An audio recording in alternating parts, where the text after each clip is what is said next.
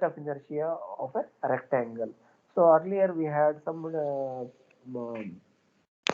discussions like what is say moment of inertia. It is nothing but the second moment of the area about any axis. Second moment of area about any axis. So I am just considering a rectangle of breadth b and depth d here. Now this rectangle, I can have so many axes lying in the figure here or in the same plane. So, but most important is axis passing to the centroid. So here onwards, any axis passing to the centroid horizontally, I denote it as x-axis. Horizontal centroidal axis is called as x-axis. Any axis passing to the centroid vertically is denoted as y-y axis. Y-y. So I can calculate moment of inertia of this rectangle about a horizontal centroidal axis, a vertical centroidal axis, or even about an axis passing through the base like this also, or about an axis passing through the leftmost vertical line which is called as CD. So if I know the value of the moment of inertia of the rectangle about x-axis axis, I can calculate about axis AB because x-axis axis and axis AB are parallel axis, so I can apply parallel axis theorem. Here also, if I know the value of the moment of inertia of the rectangle about y-y axis, if I want it about axis CD, I can apply parallel axis theorem because axis y-y and axis CD are parallel axis. But first, what I'll do is I'll try to calculate the moment of inertia of the given plane figure about x-axis axis and y-y axis. Then I'll do it about axis AB and then axis CD. So you please follow this. This is very much required for you as usual. Now GG centroidal axis. Instead of now horizontal centroidal axis is called as what? X-axis axis. What I will do is okay. I'll also have this reference axis AB. Now elemental area has been considered as dA, which is lying at a distance y from the centroidal axis x-axis. Now, elemental area, this area will be what? Nothing but area is nothing but a rectangular strip. Breadth is what? B only, is it not? Breadth is B, and the thickness I'll take it as dy. I think I not found it is dy, is it not? And the first moment of the elemental area dA about the x-axis axis is equal to what? dA into y. First moment. Area is dA, distance is y. First moment is dA into y. Second moment becomes what? dA into y square. First moment into the same distance. Now, same figure. Second moment of the elemental area about x-axis axis, you know. If I want it for the entire rectangle, entire area about the same x-axis axis, what should I do with this equation? I should integrate this equation. And who is the variable here? Y is the variable. Here I have taken the position of the elemental area above the y-axis. So starting from here, I can go up to a distance d by 2. And if I want it, I can also consider the elemental area positions from the lower side also, so that to cover the entire area, from here I can go to this distance, which will be what? If I'm going above the y-axis, it's becoming plus d by 2. From here, if I come to this position, it is becoming minus d by 2. So y is a variable. That means the position of the elemental area can be altered across the depth of the rectangle. So the y is a variable. Its limits are plus d by 2 to minus d by 2. So that is it. Now what was dA? It was nothing but what? B into dy. So that if I put the equation here, if you see, it will be coming. But here, who are the variables? Y is a variable, but B is a constant. Is it not? For a rectangle, the breadth is constant. So that the alteration I can do with this equation will be like this. So B is a constant. I bring it out. And now we can evaluate this integral. We have the limits for the variable, so that the procedure of mathematics is the same. Integral y square dy is nothing but y cube by 3. Both upper limit and lower limit have the meaning because y is in the numerator. So I can have this. Is it not? I brought 3 outside. So d, d by 2 whole cube minus of minus d by 2. So that becomes plus. Now, what is the simplification? D by d cube by 8 plus d cube by 8 will be bd cube by 4. Now you know the simplification. Hence, Ixx will be equal to what? Bd cube by 12. In the same manner, you can also calculate the moment of inertia of the rectangle about the y axis. So which will be the equation will now differ, but that can also be worked out from the basics. Looking at the elemental area earlier, for calculating Ixx, we have taken the elemental area position horizontally, but to calculate Iyy, I can take the elemental area position vertically at a distance x from the y-axis. In the same manner, you can calculate Iyy. The equation that you get will be Iyy will be equal to what? V cube d by. So this is the concept of moment of inertia of a rectangle. So if you see the equations for moment of inertia of a rectangle, it is the equation is derived based on its dimensions only. B and D are nothing but its dimensions. Nothing but its dimensions. So Ixx will be equal to what? Bd cube by 12. Iyy will be equal to what? B cube D by.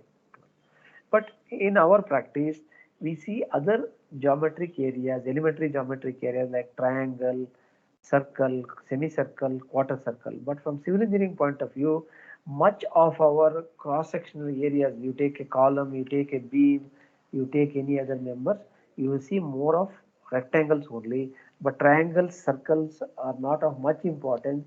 But still, for your purpose, I will just go with the equations, final equations like this. But before that, if you want it for ICD, axis AB and CD, what are they supposed to do? You are supposed to, now we have got an equation for Ixx. What was it? Is it not? Ixx. But if I want it about axis AB, I have to apply parallel axis theorem. So IAB is equal to Ixx plus A into, so the distance between the x-axis, xx axis and axis AB will be definitely equal to what? D by 2 is it not? So that Ixx was already BD cube by 12. But area is nothing but B into D. So that if you simplify, what will you get? You'll get this equation like this. IAB is equal to BDQ by 3. So, but about x-axis, it is what? BDQ by 12. About axis AB, it is BDQ by 3. So that means moment of inertia about the axis AB is greater than the moment of inertia about the horizontal central line. Similarly, we can calculate about the axis CD passing to the leftmost edge of the rectangle. So ICD will be equal to B cube D by. So try to remember such important formula which are very much important for our problems. But as I told you, so these derivations in a regular mode of examination, you would have actually supposed to do all this. But now, since VT is exempting you from writing second semester exams, but MCQs are there, but this further knowledge is very much important. But the derivations are sent you in the notes, but just take up the values. I can calculate uh, the moment of inertia of a triangle of the whose dimensions, base is b, height is h. I can calculate about a horizontal centroidal axis, x axis. I can calculate about Iyy, or if I want, I can calculate about IAB or about CD also. So I can have same lines. I can do this derivation. So if I do it about axis AB, you get this as BHQ by 12. Now, if you want it about axis CD, you will get B cube H by 2.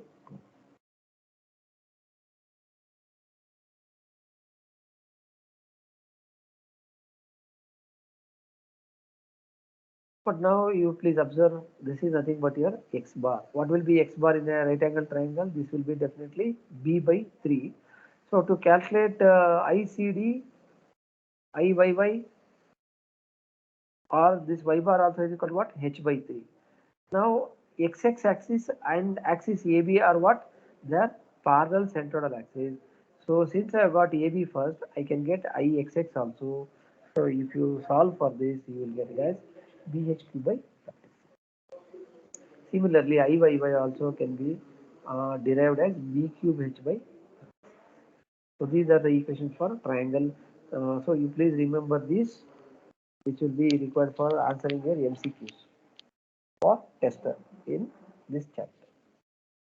Now, likewise, we can calculate the moment of inertia of a circle about a diametrical axis, because any other axis passing through these like this or anywhere is not much important, but we need about horizontal centroidal axis, so which is nothing but x-x axis. I can do it about a vertical axis like y-y axis also, but on the same lines the derivations have been done.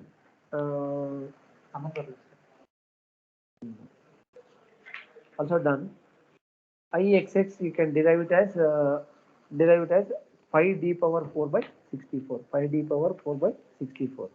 But the orientation, if you rotate the circle about any axis also, nothing will happen. So that is why you will also get Iy also as the same, or about any other axis also, diametrical axis, you will get the values of moment of inertia as 5d power 4 by 64.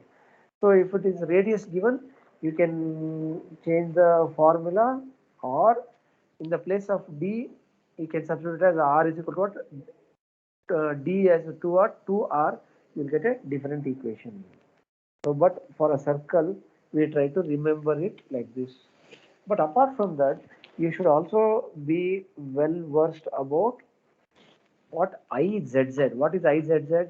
IZZ is nothing but what? Your polar moment of inertia. Polar moment of inertia. Is it not? And earlier by what is that? Which theorem? Perpendicular axis theorem. We had proved that IZZ is equal to what? IXX plus IYY. So now if you observe these equations here, IXX and IYY, what will be the equation for IZZ you have?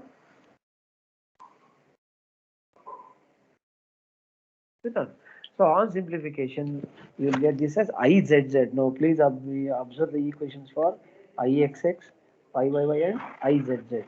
What is the necessity for calculating IZZ is, you will see here in the next figure, we will have to deal with the certain circular cross-sectional elements.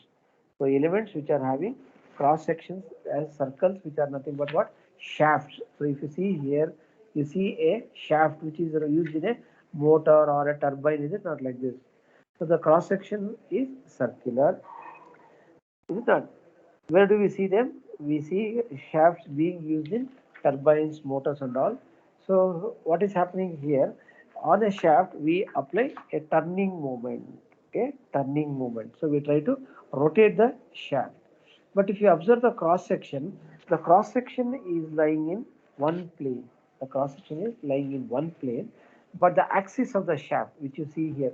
So starting from this cross section, so this point if you see here, this is the center point of the cross section. There is another center point of the cross section. So if you join these two center points of the two the end cross sections, you will get a imaginary line which is called as axis of the shaft. When you apply the turning moment at one end or along the length of the shaft, but twisting is happening along the axis of the shaft. The cross section is lying in one plane, whereas the axis is lying in a different plane. So there it becomes necessary to calculate polar moment of inertia, which is generally called as IZZ, or some people they also call it as J. And that is why in cases of shafts we have to calculate IZZ. So that IZZ is equal to what? Pi d power 4 by 32, where d represents what? Diameter of the shaft. So try to remember this, because in the next coming semester when you study strength of materials, we have a separate chapter on torsion of shaft, which is very much important for you. And never say that you don't know moment of inertia or you don't know polar moment of inertia. So please keep referring to the notes which I have been sent to you, and